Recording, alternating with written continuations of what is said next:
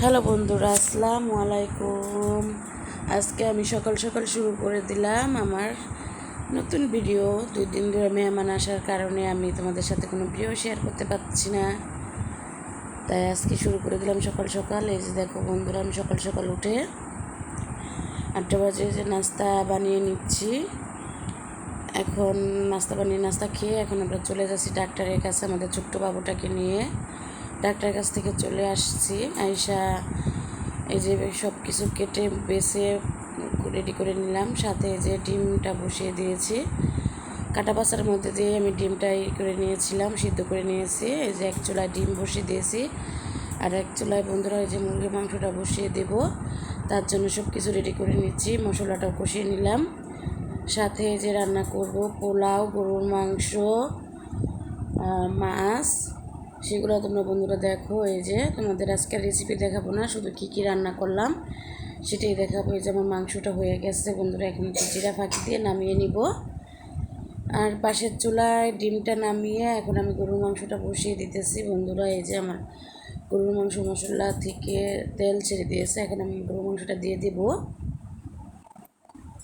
গরুর মাংসটা দিয়ে ভালোভাবে কষিয়ে নিব। সাথে যে জিরাটা ফাঁকি ভেজে নিলাম, এখন ফাঁকি করে তারপরে মুরগির মাংস দিয়ে নামিয়ে নিব। আর এই যে মশলার মাখিয়ে রেখেছিলাম মাছে, সেই মাছটা আমি এখন ভুনা করে নিব ভাইজা। তরকারি নামিয়ে নিলাম। আর এই যে মাছ ভাজা নিচ্ছি, সাথে করে নিচ্ছি ইলিশ মাছ ভাজা বন্ধুরা। দেখো ইলিশ মাছটা ভেজে নিচ্ছি।